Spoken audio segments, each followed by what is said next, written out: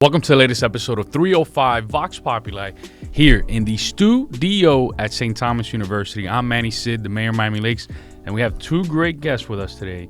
We have Rabbi Weiss and Tzippy Weiss with us here today. How are you guys doing? Wonderful. Amazing. Thank you. I appreciate you guys coming on because I think it's so important to have these dialogues, right? We're at a Christian university, at a Roman Catholic university, and having a dialogue with our Jewish brothers and sisters, specifically the family that has grown the Jewish community in Miami Lakes, Hialeah, Northwest Dade, right? Before you all moved to our community and we started seeing that growth, that incredible growth, the Jewish community, it was very small, right? Mainly a lot of folks like me, right, that are of Hispanic origin, right? We're Christians, either Catholics or Protestants, but there's a lot of Jewish blood running through us, right? Like my dad's grandmother was Jewish, right? Sephardic Jews from northern Spain, and there's a lot of history there. So why make the move to Northwest Dade and grow roots here in our community? Wow. It's a tough one. We moved there because no one else wanted to move there. That's the bottom line. It's a beautiful place physically, and we wanted to make spiritually a place of heaven. The community is amazing. It's one of those most beautiful communities in the world, I would think. But nevertheless, we were doing outreach in Weston beforehand, Pembroke Pines, and we found this haven where we found it. It was located amongst amazing location, and there were individual Jews, so it couldn't really support a synagogue or a rabbi because there were individuals there. So we decided to be pioneers and just come out here and help those individuals. No, and today the community's huge. I mean, how many families have moved, Jewish families have moved to Miami Lakes after you all decided to grow roots? Like, I think the 40, Chabad, 50. Saying it correctly, yes. Right? The Chabad has grown from a handful of families to today. How many? 40, 50 families. I mean, we're really growing a lot. It's unbelievable. And we do the lighting of the menorah right on Main Street every year. And I remember the first couple of years, it was a small group. This last year was humongous. Well, now people hear about it, so they come from other communities too. But everybody that hears about Miami Lakes and the growth here, and they come out to this community, they say, wow, what a best kept secret. The homes are beautiful. The place looks safe. Like, this is an amazing place to just bring my Jewish family in. It's close to the Jewish schools, and it's close to kosher restaurants, close enough where you can get in a car and still drive. But yeah, on top of what he said, one of the reasons why we moved here after living in Cooper City, Weston, and Pembroke Pines and developing Hebrew schools over there and teaching certain Jews that were there about their roots and their heritage, we happened to have driven off of I-75 and Miami Gardens one day, and we said, look at this beautiful community in Dade County. Like, you think Jews are living here? And we looked around and we drove around houses, and one of the ways that you can see if it's a Jewish home is on a door. I don't know if you've ever seen something called a mezuzah. It's kind of like a triangular shaped item which is on the right side of a door, and most Jews, whether they're secular Jews or non-affiliated Jews, it's like throughout history that people put that on their door. And we drove around and we said, oh my goodness, this is a place with no mezuzahs on the door. There's probably no Jews here, but there might be a few, and we're coming here. Whether there's Jews or not, we're gonna find whoever there is, and this is a great place to live anyway, so people will follow us eventually. That's awesome. So Rabbi, when was that day that you said, I want to be a rabbi? Wow. Me and my wife, we moved down here. We had then one kid. That was ages ago. Thank God. We've been blessed with 11 kids. You heard it right. They are the family in Miami-Dade County with the most kids. Same husband and wife. 11. That's amazing. I moved down with my daughter and to form a business. Originally, I came down to be a chef. But he had studied to be a rabbi. I'm sorry to interrupt. I do that all the time. Right. But sometimes it's important. In Chabad, the kids, no matter what you're going to go into business or whatever the case is, we always study to become a rabbi. Right now, I have 4 kids, which already have been ordained as rabbis. Even though they don't necessarily want to go in to become a rabbi, but they get an ordination to become a rabbi. So we moved down here to open up really a salad business. And business was going great, but there was no purpose. There was no fulfillment in life. Money was coming in, but we felt kind of empty. So we started helping out people. We started going to Cooper City. We were living in North Miami Beach, I believe, at that point. We were living in North Miami Beach. But we started moving to... We drove to Cooper City every day. Doing Hebrew school, helping out people who wanted to learn more about their heritage. And it's not only, Chabad is not only about spirituality. It's helping people, whatever their needs are. Visitation in hospitals, food. It's not necessarily spirituality. Sometimes there's situations where a Jewish person passes away. They're totally unaffiliated, and we have special burial rules. And their last requests are, I need a rabbi. You know, sometimes like if people pass away, they also want a priest. They don't know anything, and people call, and my husband gets that call, and he's there at the end of life, speaking with the person, and we help the family like transition through the entire process, and the grieving process, and the Shiva process, which is the sitting and mourning for 7 days. Sometimes we have to help even raise money for the burial plots, because as Jews, we don't do any cremations whatsoever or mausoleums. It's buried in the earth. And so we, you know, there's a lot of things that have sometimes been thrown on us, and we didn't even know how to handle, and we had to, you know, at certain points in our lives, we had to ask elder rabbis. What was the time that I was like maybe 21 years old, and I was put into a room with a suicidal teenager, and they said, we need you to talk to her. And I was like, I'm thinking, you know, anxiety is like, what am I gonna say? Like, I'm 21, I don't even know. And I just came in and I hugged her, and I just told her, we love you, and God loves you, and we're here for you, and anything that you need, like, let's just talk about it. Like, why do you feel like life is so, whatever. I feel like God put those words that I needed to say to get her to a better place, and eventually, you know, she ended up with a much better life. I don't want to get into it because, you know, it's private. But, you know, sometimes things are thrown at us even when we were so young, and we feel like just God helped us. And then after the fact, you feel a sense of purpose and meaning that you helped somebody and that you helped God's child. And it's a beautiful thing. So when you all were deciding to open up your Chabad, I had read similar to the Catholic Church, right, and similar to all the other Protestant churches, that there's a different path. For example, in Catholicism, I went to Pace, right next to the school, and it was the Marist brothers. And then you go to Belen, and it's the Jesuits. And then, you know, there were even within Catholicism, there's different paths to being a priest, right, similar to being a nun.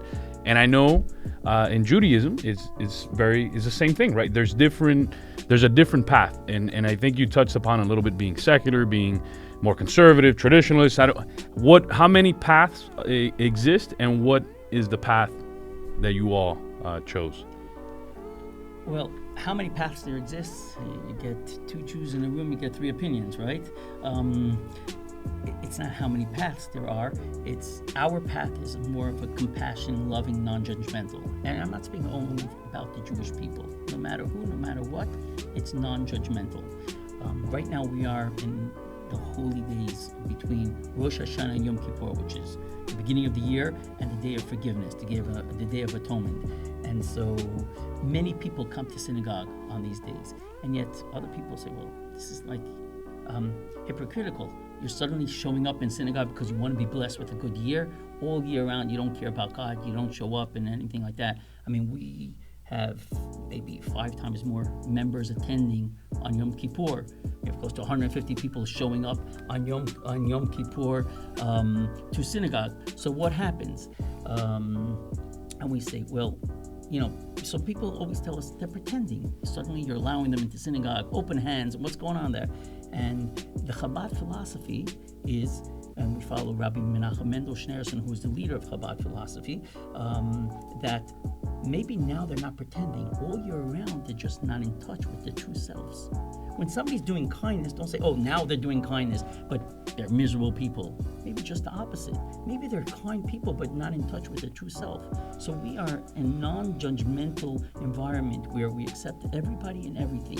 Can I add to that a little bit? So in general, when people kind of label Jews, and they say, like, they see Jews in Brooklyn and they're wearing big furry hats and black cloaks, and the women are all dressed in black and their hair coverings are, so people call that ultra-Orthodox. And then there's Orthodox, which is like a more modern version of the ultra-Orthodox. And then there's conservative, which kind of keeps some things but doesn't keep everything. And then there's Reform Judaism, which started, I think, a little bit over 200 years ago, where they kind of just secularized themselves as Jews and allowed many, many things and really modernized Judaism. However, the Chabad philosophy, which would officially fall under Orthodox, we believe that when it comes to a Jew, when it even comes to a human being, there's no such thing as labels. We don't label. A Jew is a Jew. Who are we to label the identity that God gave you?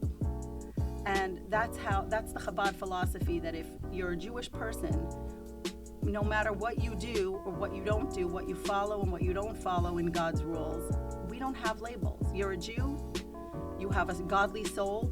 Everybody has a godly soul and a piece of God. We don't label. We're just there for you to help you grow in your connection to God in whatever way that is. Some people like to grow and, they take upon themselves everything. Some people want to do, one thing at a time, baby steps.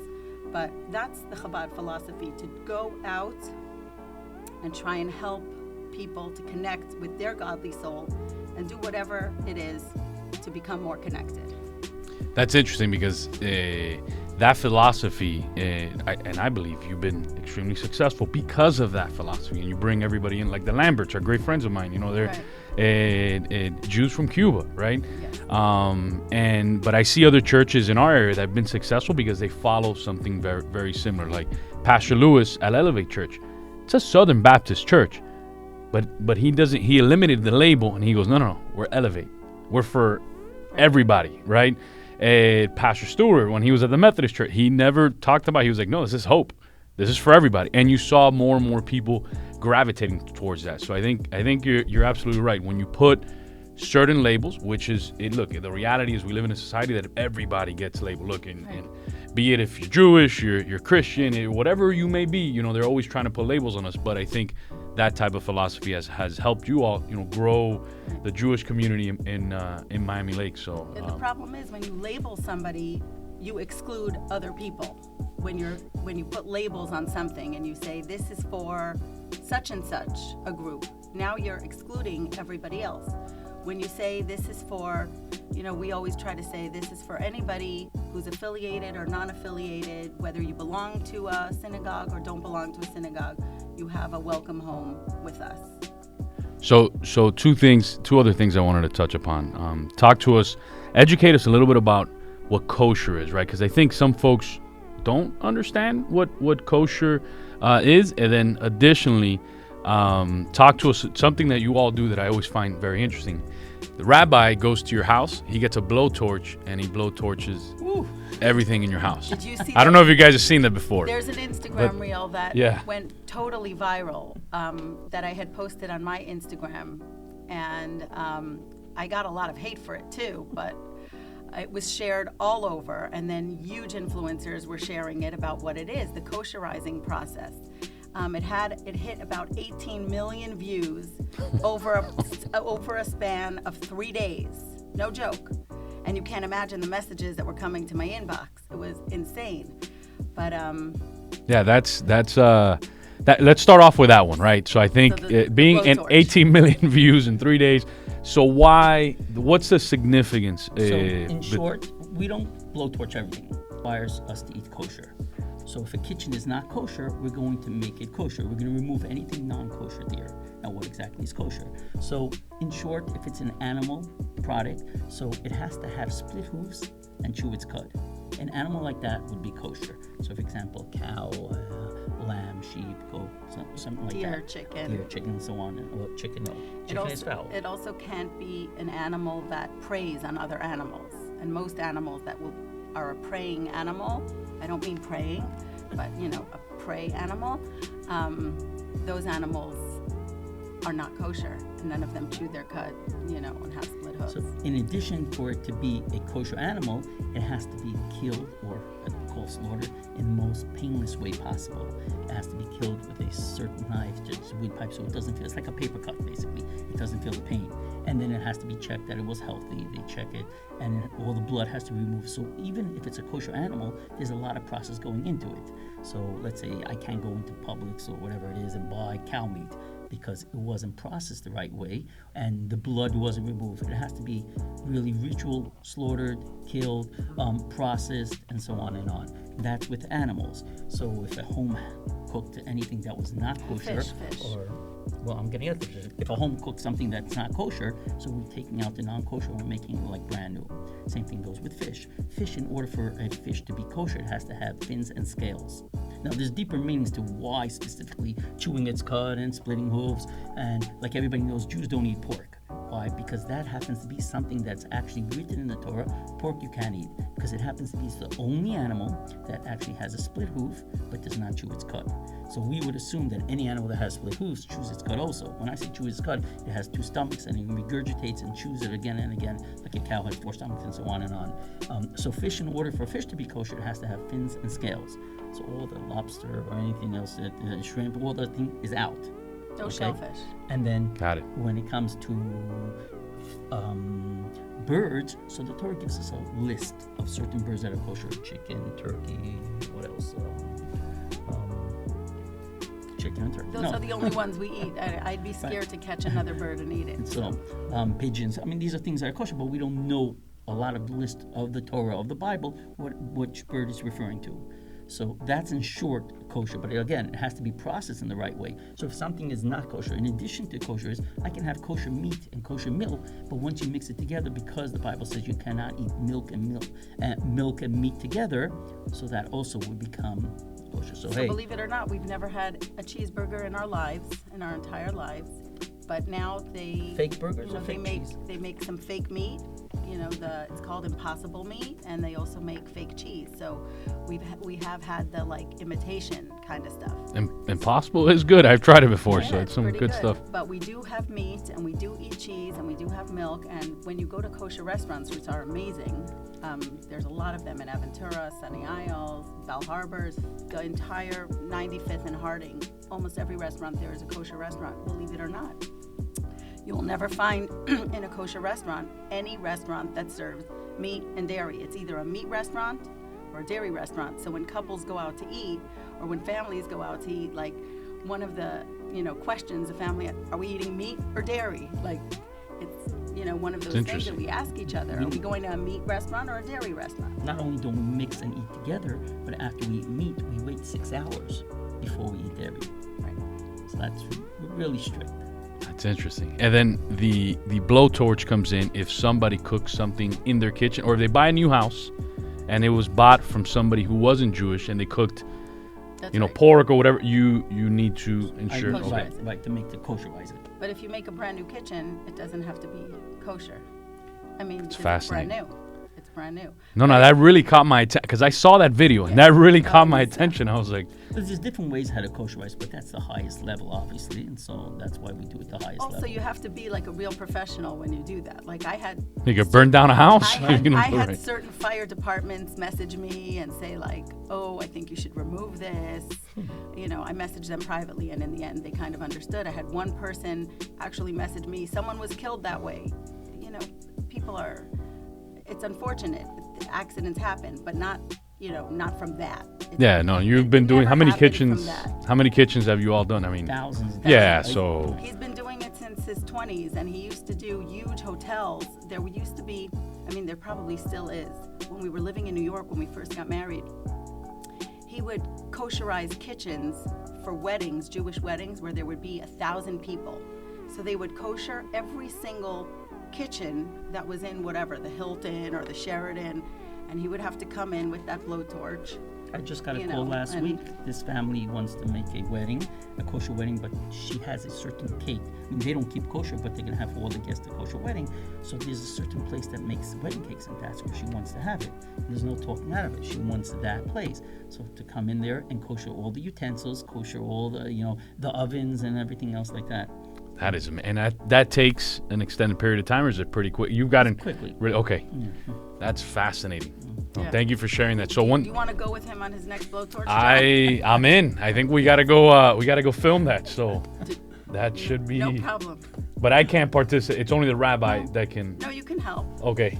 Whenever I come to home and there's kids there, I say, hey, you want to blow torch a little bit? And kids, yeah. He lets them hold the hand, and it's. So one thing we do a little different in this show, we allow the students. These are, so I think some high school students are here as well, Matter Lakes, but these are college students from the university. They get to ask you questions. They had asked who was going to be our guest, so they did a little bit of research on you all, on the Jewish community. So I know they have some questions for you all as well. We got Albert, then you'll jump in right after. Feel free to, throw it at us. Hi, so my question is, let's say you guys are in a trip outside of the country and you're in a hotel. Do you guys need to kosher that hotel kitchen if you're, for example, in a suite? You guys have to kosher that kitchen in the hotel? Great question. The truth is, we won't use the hotel kitchen if it's outside the country. If it's in the country, we'll travel with the blowtorch, or there's other ways to kosher it with boiling water and stuff like that. But generally, my daughter, she travels all around the world, and she backpacks. What was the craziest places she went? She went to Thailand and Maldives, Maldives. So what she does is we just eat vegetables because the vegetables are kosher. She takes a couple cans of stuff, cans of tuna fish, cans of stuff, and that's basically what you eat. You can buy fresh fish and do it over a barbecue, over fire. Again, we don't need to kosher that because it's already kosher. And sometimes when we go away on a road trip or whatever, we pack up, a big cooler full of our meat, our salami, a whole bunch of stuff, and then when we're at wherever we are, we can go shopping like in a regular Publix and buy salad and, all kinds of stuff that are kosher, juices, cereals, all those things. We just travel mainly with like our meat and our cheese, and a couple of pots, and sometimes we even bring like a hot plate and a burner that you can plug in on the counters in hotels. But also when we focus on traveling places, that really determines, is there a synagogue there? Is there a kosher community? Can we get kosher in the stores? I mean, these are things that we look into the kosher, and just like you might look in, what's the view? Am I going for mountains? Am I going for beach? Whatever the case is. So we'll also look in, is there kosher food accessible there? And the amazing thing to know is that a lot of the Chabads and Chabad rabbis and their wives have moved to places where there was no kosher, and they bring it there. So now it has made the traveling so much easier for people. For example, Beijing, China has a Chabad. Shanghai, and not only do they have a Chabad, they have now Jewish people that have been able to move to places to do business. Thailand has a huge Chabad because people are touring there all the time. So they bring in, now they import and they bring in stuff, and they even have their own ritual slaughterers. Then they buy the cows and they make the meat, and they have their own. On airplanes, you can ask for kosher food beforehand. Cruises, you go on cruises with the kids, you can ask for kosher. Yeah, it doesn't look the same, and it doesn't probably taste the same, but it's prepackaged. That's interesting. So I actually grew up going to school in Stony Isles, which has a massive Jewish community, as I'm sure you know. So I had a lot of Jewish friends growing up and Jewish teachers and stuff like that. I'm curious, where exactly are you guys from? Like, where does your ancestry hail from? Great question. Good question. So both of us were actually born in Brooklyn. I'm actually a fifth generation American, believe it or not. My great-grandparents came after the First World War, and they established a Jewish community in Bangor, Maine. In case anybody has ever heard of that place, it's where Stephen King was from. And my great-grandfather was neighbors with him, and he always has a joke. He used to tell us, okay, we're not going to get into that. I'm scared maybe Stephen King's family will come after me. But basically, we we all have to like follow a path and reach our destiny. He was writing books and everybody was always making fun of him, like nobody's gonna ever read any of this junk, you know, but he just kept persevering, and this Stephen King became like a best-selling, you know, horror author that, you know, we know of today in movies and, you know, out there. Just, it's always a lesson for us. You got to keep trying and you got to keep doing, because if he would have given up because of everybody's criticism, he never would have gotten anywhere. Yep. I think that's a personal message. My message, again, Stephen King, the same thing, is no one really believed in him. He sent it, so I don't know if you know his father walked out on him when he was young. He went to the grocery store, didn't come back, and he and his brother had to work. They worked many jobs just to support the family. Make a long story short, right? And so they got through school. He was mopping office buildings. He was working in a laundromat, and in between he was writing. He couldn't even afford his own suit and tie. He had to borrow one for his wedding. But his wife believed in him, and he kept on writing and getting rejected, until he finally wrote his final draft. And in the middle of it, he just threw it out. He says, "Who am I writing this?" And she took it out. She says, "No, you can do this. This is amazing." And she believed in him, and she sent it to a different publisher. And as we know, it was published. I think it was 55,000 copies. The first one, and made into a movie. The point is that we each have that individual ability to believe in every single one. And every single one of us needs somebody to believe in them. So if you have a friend out there in college, high school, it can be rough sometimes for some people who don't have friends, who don't have anybody believe in them. You can be that friend. You can be that individual to help another person just by a smile and tell them how much you believe in them. Whatever it is, just be nice to another person, because you never know how you can change that person's life. And you can change, God created mankind. Look at us all together. One atom, one person. Why? Because every single person counts. We can make a difference in somebody's life. But going on with the question, I'm sorry. Where are you from, Rabbi? So again, I was born in Brooklyn, New York. My father afterwards traveled on business. He went to, he was originally from Canada, but we went to Brazil, then And afterwards to Israel. Speak about your grandparents. I will. He went to Israel. My boss. And then we moved back to Brooklyn, where, thank God, I met this amazing, beautiful, lovely wife. But my grandparents, my father was born right after the Holocaust. He was actually born in a DP camp. And my mother's grandparents came from Russia, from Kharkov, a little town in Russia, which we went back to check it out. We were actually thinking of opening up a congregation when the borders fell. With Gorbachev, we actually went to Kremenchuk, a place there. In Ukraine. We thought that we would open up a community. All my classmates, my entire classmates, they're all rabbis in different odd places right now. Some of them are in Ukraine, some of them in Russia, different sides of the war right now. Some of them had to run away from Ukraine. Correct. But my cousin's still there, and he leads the Jewish Federation there and helping out many people with food and medical supplies in Ukraine. One of the most interesting things when I first met his grandparents, it was one of my first real experiences with Holocaust survivers.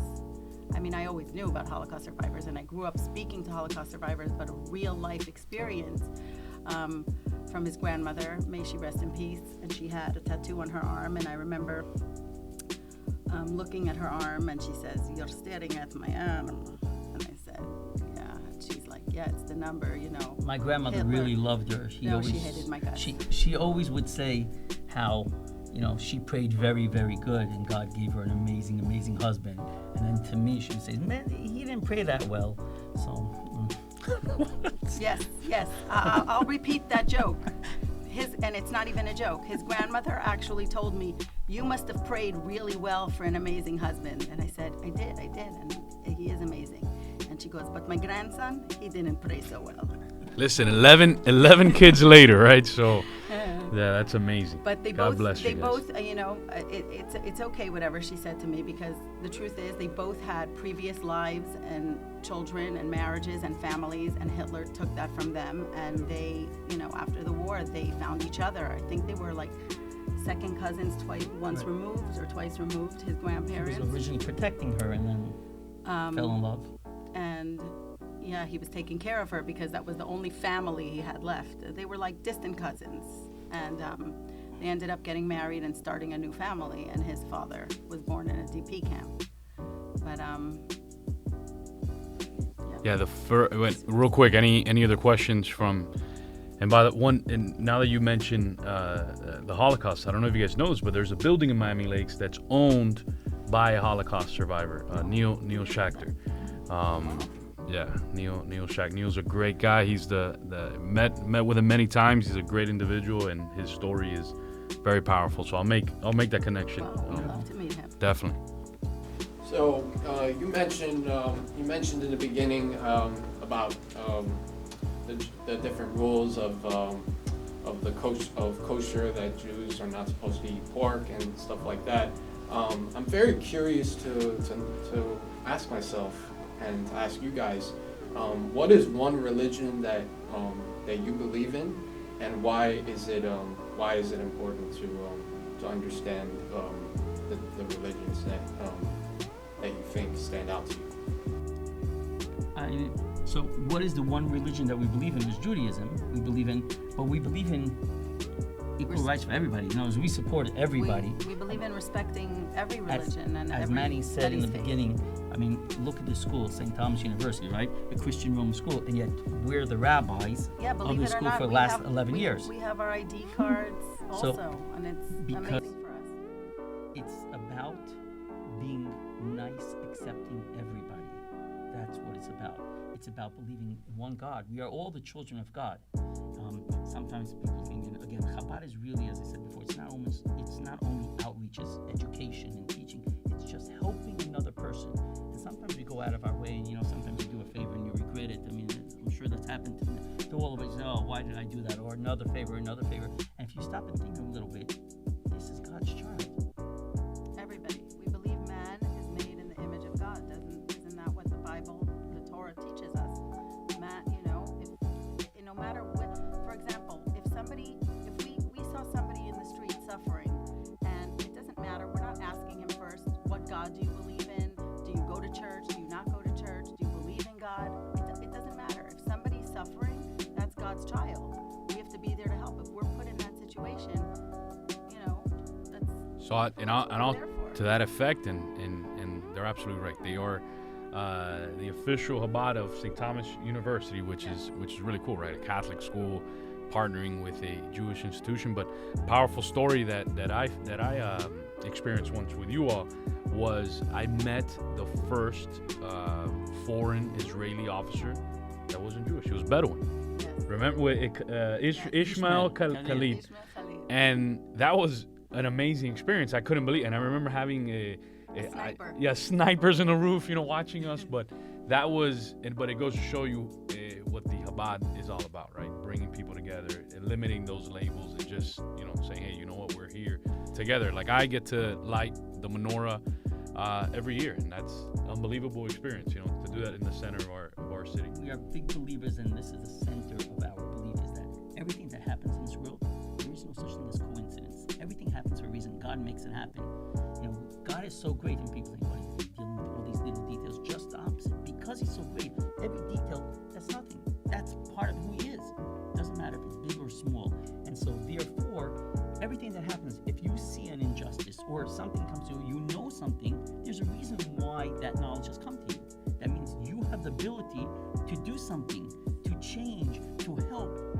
That's the reason why that knowledge has come to you. We're very big believers in, it's called in Hebrew, we call it Hashgacha Prati, divine providence. Everything happens for a reason. We believe that every human that is created on earth has a purpose. And, it's so sad to see today that there's some people just living meaningless lives, and they feel like it's meaningless. And we always tell people, even if they're believing in God, some people are very angry at God, some people don't believe that God is there. And of course, the less God you have in your life, I feel the less meaning you have in your life. But I don't tell people, well, you have to believe in God to have meaning. We tell people that are miserable or sad or depressed or going through stuff, help somebody else. Go do something for somebody else. Come with me to the hospital. Let's go visit some sick people. Come with me, and let's go feed the homeless today. Let's go to a soup kitchen. And when you show people that they can live a life with some value and some meaning and some purpose, and this is a huge message to the youth today, because some kids, all you see is them on their phones and their tablets. They don't even play outside anymore. And you almost think to yourself, how are they going to grow up? Like, where are they going to find purpose and meaning if they're not doing anything now that's purposeful or meaningful? So we feel that every single person who's made in the image of God has a purpose and a meaning. That's what we're told. That's what the Torah tells us. That's what the Bible tells us. You were here. You were created in the image of God. You have a spark of God within you. That means you have purpose. You have meaning. Now go find it. Go seek it. Go help somebody figure out what your purpose and your destiny is, and work towards it every day. Find something meaningful and purposeful to do every day, and you're going to lead a happier, more meaningful, more fulfilled life, as long as you're doing something for others and not just being self-serving. No, you got that right. God is good, and there's always a path. Everything happens for a reason that God wants. Any other questions from the students? You guys are good. Nobody wants to ask me the ages of my 11 children. Oh, great question. Well, you got to answer first. What are the ages of the kids? Then we'll get to the horn. So our eldest is 28. She lives in San Diego. She has 4 boys. So we're grandparents of 4 kids. And our youngest is 2. So a few of my kids and a few of my grandkids overlap with the same ages. As a matter of fact, my daughter had a baby boy 4 days after I had a baby boy. And then right after we had our baby boy, we got on a plane to go visit her and her baby. So that was, really Our youngest was born in times 3. When she was born, when our baby was born, she was already an aunt of 3 nephews. How many of your kids live there? So way too many. we always joke when the house is too quiet and the kids are away, like, the house is too quiet, and then everybody comes back and I'm like, oh my gosh, come on, give me some peace and quiet. So 4 are actually living in the house right now, and that's because when our boys reach a certain age of high school, they already go away from home to boarding school.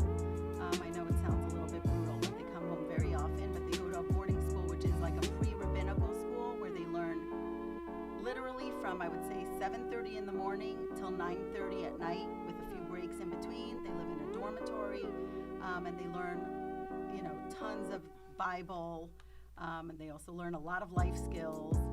And by the time they're 20, 21, they can already get rabbinical ordination. We speak to those kids daily. Yeah, they call us 20 times a day. Can you send me Tide Pods? Can you send me some more white shirts? They have to wear white shirts and black pants. That's like their uniform. There's no wearing whatever you want. Even they're very strict with those type of things. And so our boys go away, but they come home for all the holidays. And we have 3 married children.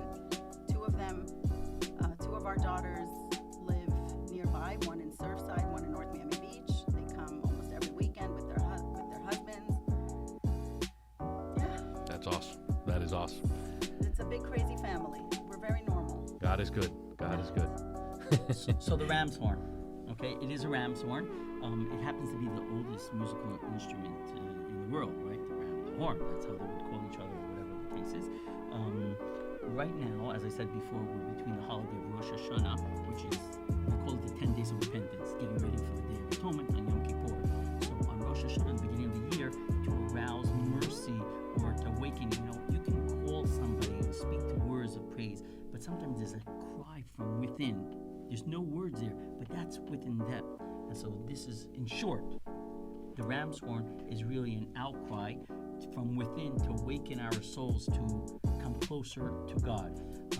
And a reminder for those of you who know the story of Abraham and Isaac, how Abraham was called by God to sacrifice his only son. Obviously, God was kidding, but he wanted to see how test him. It was a test. At the end, when he sacrificed a ram, there was this is called a shofar. When we blow this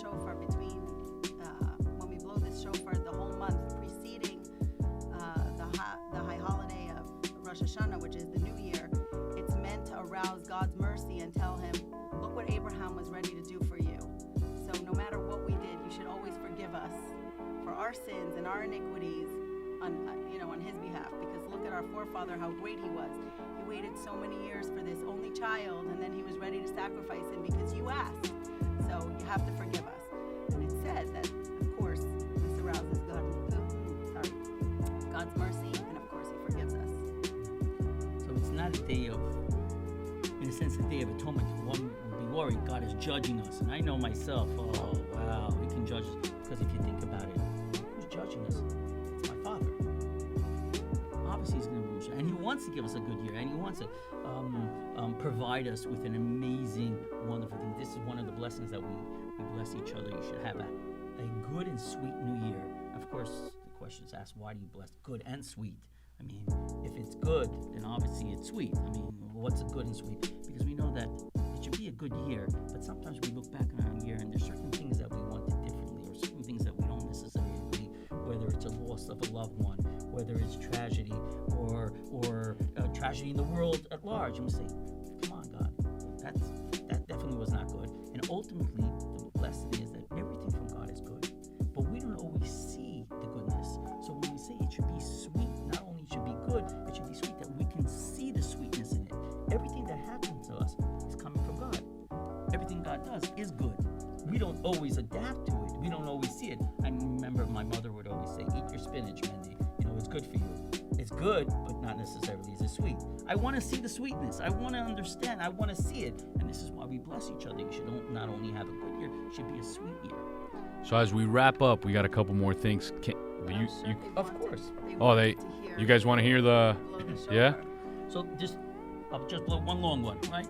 Okay.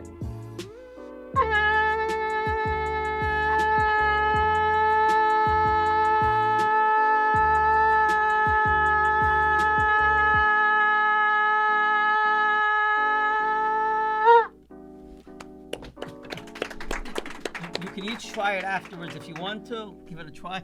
No, thank you, Rabbi. We really appreciate that. That was amazing. The explanation behind it. It's always very fulfilling to share, especially in our different religions, those perspectives, and just that alone was amazing. So thank you, Rabbi. And in closing, we got 3 more things we're gonna do. Any questions you got for me? We kind of flip it around. You get to ask me questions and make you guys the host for 1 or 2 questions. Oh yeah. If not, we can keep going. Yeah. What was your most proudest moment in your career? What was wow? Because in your career, I'm sure you had many ups and downs, struggles and everything, right? But what was the moment you said it was all worth it for this? For in public service? Yeah, public service. It's not an easy job, public service. The criticism, I'm sure, is top in there, right? No, it is, and it's very lonely, right? Leadership, especially leadership. I remember my first election, right? I'll walk you through that. Didn't have nobody supported me, right? I was by myself, me and my family, very few people. We ended up winning. When I wanted to run for mayor, the same thing happened, right? The city council, the whole political establishment was supporting other people. I was by myself again, and I would pray a lot. I would ask God, hey, I'm moving forward. I'm show me the way. And I remember we ended up winning that election, and it was.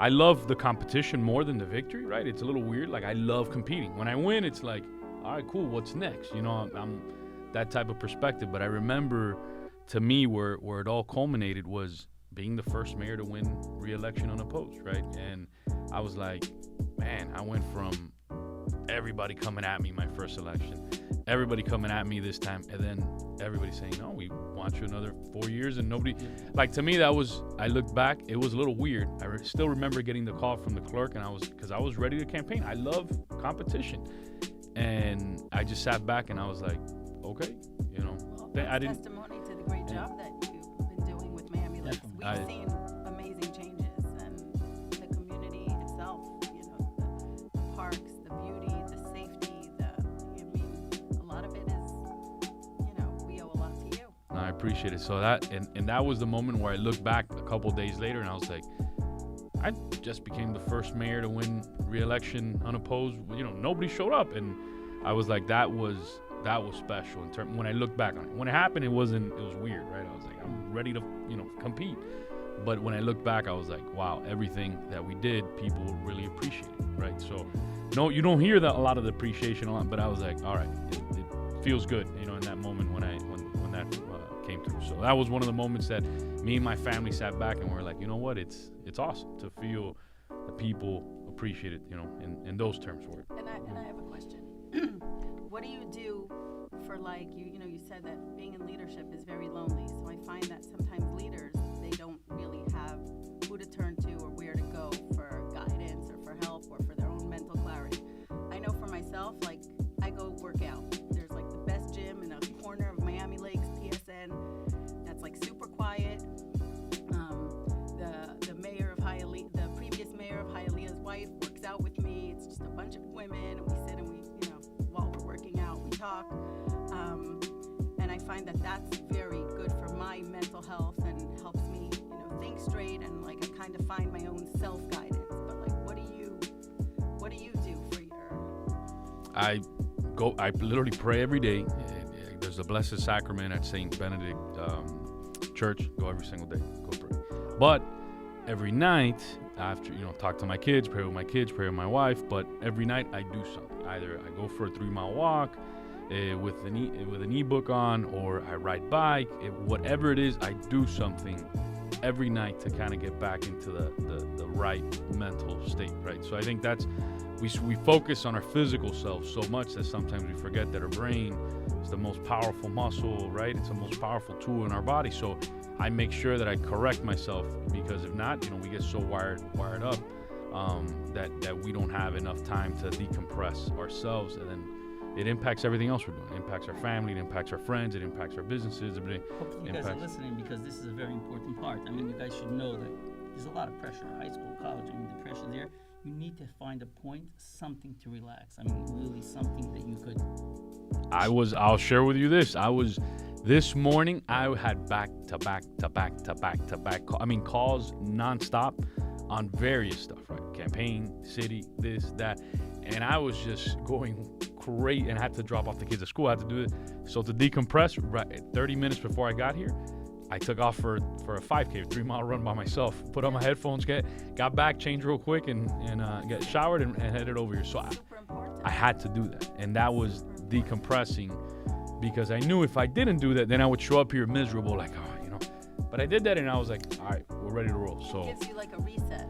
100%. So it helps, and I did it today. So that's FYI. Everybody has to find like their reset button, because otherwise it's just a crazy world and a crazy life that we lead. If you don't find that space, you're gonna go nuts. Oh, 100%. So 2 things in closing. One, the last thing we want you guys to do, some words of inspiration for that next generation of the Weiss family that gives back so much. But before we get there, one last question. When you drive around in Miami Lakes, residents ask me about this all the time. Now I know the answer. So I don't know if you guys have seen this. When you drive into Miami Lakes, there's some PVC pipe, some strings. A lot of people thought that it was a city. They were like, Manny, what? You guys are expanding the highways, you're expanding roads, are you doing different studies? And I called my staff, and they were like, I don't even know what you're talking about. You know, I have no idea what you guys are talking about. We called the Department of Transportation. This is a real story. They were like, we don't know what you guys are talking. We have no projects planned for this. So JC Fernandez, who I know is your neighbor, a great friend of you all, he put it all together, and then we spoke. So if you could explain for the folks here and the folks at home, what does that mean? What are those pipes, the string? What does that mean? Why is that so significant? But for 17 years that we lived here, we did not have those strings. And he's going to explain So to you. one of the greatest blessings that we have in our lives is the Sabbath. Sabbath, we disconnect from everything.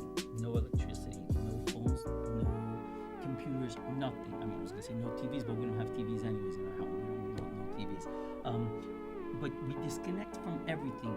We don't drive in a car. We don't go to certain places. It's really family time. It's about the kids, how many kids we have in our house. So the kids come to us on Sabbath. That's when we celebrate, is sitting around, fighting, arguing, We have playing, dinner Friday night together, dinners, the whole candlelight family, dinner. Saturday lunch together, the whole family. It's Thanksgiving every single Friday night. week. With awesome. prayers. I mean, Cook on Friday so that everything's ready for Friday night. Once we light candles, which brings in the Sabbath, there's no more, it's just disconnect. Like whatever you want the AC on for the weekend, you need to make sure it's pre-programmed. No electricity, no cooking, no Friday. fire. Most refrigerators today, refrigerators and ovens, I don't know if you know, but most of them come with what's called a Sabbath mode. And it's a certain setting on your fridge or your oven which can pre-program the refrigerator so that the light doesn't turn on and off when you open it, believe it or not. Yes, As you were saying before, and the ovens have a Sabbath mode that the oven stays on so you can keep things warm and hot. But it's a beautiful thing because we cease to create. We cease to create anything because God rested on the seventh day. He gave us this gift and we rest. But what does resting mean? It means not driving. It means disconnecting from all internet, Mundane things. all mundane things. Like there's no work, there's no going to work. It's prayer and feasting. we Praying focus and eating. We focus Praying on the and eating. family and our spiritual sense. And family. That's what we focus on. Yeah. Which is an amazing thing. You should try that one weekend. Just disconnect everything. As you said before, 25 hours, no cell phone. You just turn it off. as you said before, throughout your day, you need a certain time where you can focus on yourself. So Sabbath for us is an oasis throughout the hectic week. I mean, it's really hectic. Sometimes we're working till 2 a.m. in the morning. I'm calling phone calls, running from this place to that place, encouraging people, classes, helping other people. Sabbath, nothing. Friday night to Saturday night is like there's no matter what happens, there could be like the best concert in the world coming to town, the mayor's gala that we've always wanted to go to, but it's Saturday before Sabbath is over. There's no compromising when it comes to Sabbath.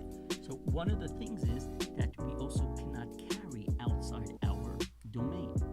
We don't carry outside the home. We don't carry anything. So in order that our community can be able to carry or push a stroller to synagogue, go visit friends, and the kids want to ride their scooters around and play ball outside. So in order to do that, we actually circle the entire area. Okay, 3/4 of it is already closed in by wall, by the highway, or whatever it is. But we circle and we buy off permission from the state as permission to have all of this circled area, all this enclosed area as a private domain. And then it becomes like for everybody that it's their private area. And this process is called an Eruv. And many communities within Florida, within a lot of the United States have it. And a lot of people question it all the time. Like, what are you putting strings around? Like, You how put does in the Miami string? Beach. It's a loophole because God said you can't carry. Now you are able to carry because God doesn't want life to be super hard for us. So there's some ways that he gives us, well, I could make it easier for you, but you still have to be in tune with the law. So I could make it easy for you, but here's the law. You're going to have to work really hard and have people stand on like a 100-foot ladder and stick string all around your city and enclose your town, and within that town, you can carry. So in short, the strings, we surround the entire place, right? We surround it, it becomes a private domain. Now what happens is the string is from one pole to another pole, and that's like an entrance. Just like my home, I have an entrance of a door. So also the poles and the string is kind of like an entrance to the door, and it all becomes private, and now we can actually carry outside. But sometimes somebody cuts it, Oh, and then it's checked every somebody has Thursday. to Somebody goes around fix it. checking that the strings are on, the poles are on. It's a big process. Yeah, no, it's interesting. So when you guys go around Miami Lakes, now you know. A lot of people, a lot of our residents did not know, and Yes. they thought it was And Miami Beach, for example, which has been a huge Jewish community since, I would say, probably the 60s. The Jews had already started moving there, like by the dozens. Miami Beach has had an Eruv for over 40 years. If you go to the boardwalk in Miami Beach, you can actually see the end of the boardwalk. Like, the Jews know that on the Sabbath, you can wheel your stroller on the boardwalk, but you can't get off from the boardwalk and go to the beach if you're carrying. If you want to go to the beach and sit on the beach on Saturday, make sure you're not carrying your towel or your baby or your stroller or your, anything like that, because the Eruv ends at the boardwalk. But the entire Miami Beach, Bell Harbor, I believe Sunny Isles, the entire North Miami Beach, almost every one of these cities Every city has. have their own. Hollandale had to go through a few fights because when somebody saw their Eruv, they kind of got a little bit in trouble, and then they had an entire meeting in the town council, explained it, and of course, it passed. But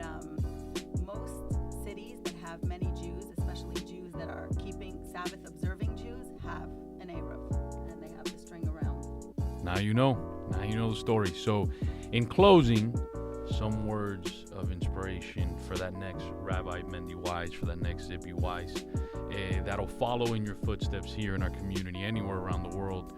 And just looking back, maybe words that you would tell yourself now, if you could talk to yourself as a kid, anything you want to say that inspire, motivate that future generation to do good. You start. Okay. I think education and love. Education, you have to educate yourself. It reminds me of a funny joke, sidetracked. In Hebrew school, we had this flat versus actually support our Hebrew school came to visit. The teacher got a little nervous because this gentleman supports entire school, so he wants to show how much the kids learn. So he calls him and says, "Jake, who broke the tablets?" Right? And the story who broke the tablets. So Jake says, "It wasn't me. It wasn't me." So the teacher gets kind of like embarrassed. "Jake, come on, who broke the tablets?" He says, "I promise you, it wasn't me." Meanwhile, this philanthropist says, "Listen," he walks over to the teacher. "I know Jake's family. They're nice people. If he says it wasn't him, it wasn't him. Don't worry, I'll pay for it." In other words, it's important that we should educate ourselves to continue learning how special our relationship to God, learning how God loves us, and He's our Father. He's our King. There's nothing that He can do. We just have to reach out, believe in ourselves. When we go through certain hardships, this is just a trial, tribulation. God wants to see and test us. How much are we going to believe? Are we going to say, I can't do this, or continue saying, this is just a test of God. And once you believe in God, once you know that this is just a test from God, that test, that trial will disappear. So number one is what? That we have to believe in ourselves, understand our relation, educate ourselves of our relationship to God. And number two is love. Loving one another, being kind to another person, just be benevolent to another person, and every action that we do makes a difference in this world. Everything we do. So sometimes when you think, don't come conquering the entire world, don't try to change the entire world or change yourself. Within yourself, just do something different, something better. Every single day, just increase something extra better. And I would say that every person, no matter who they are, from a young age, we have to teach children and we have to understand ourselves that you are created in the image of God. You are amazing. You are beautiful. You are fantastic. You have a purpose. You have meaning. You have a destiny. You have a mission. You have a job. God put us on this earth and He gave us this entire beautiful world. He only created the world because He wanted humans to live there and elevate the world and make it a better place. So we have a purpose, and every human has a purpose to make this world a better and a brighter place. So what are you bringing to the world? How are you going to make more light in whatever darkness or whatever dark part of your life? What are you going to do to make this world a better place? And we have to wake up in the morning thanking God for restoring our soul. We actually have a little prayer that we say every single morning. Immediately when you wake up, even little kids say it, and it's, I give thanks to you, God, for restoring my soul and for believing in me that, you gave me another day. You put me here, and you have faith in me. And we have to find that every single morning. God has faith in us that we are going to fulfill our mission and our purpose. And we might not know our purpose. You might not know where you're headed or what you're doing, but you have to know that there is a goal, and I'm going to work to get there, and I'm going to be a better person every day. I'm going to choose to be a better me, and I'm going to choose to find my purpose and my destiny, and find what is important to you, find what is important in deep within, and that's probably part of your destiny. As my wife was saying before, as you just said, that it's up to you. Some people look up to leadership and say, okay, the leaders have to do this, the leaders have to. No, each single one of us has the ability to be a leader. We can make a difference as a collective whole, one difference. And there you have it, the great story behind Rabbi Mendy Weiss and Tzippy Weiss. Make sure you tune in next Wednesday on Instagram, Facebook, Twitter, and YouTube. And make sure you be that light that we want to see around the world. Take care.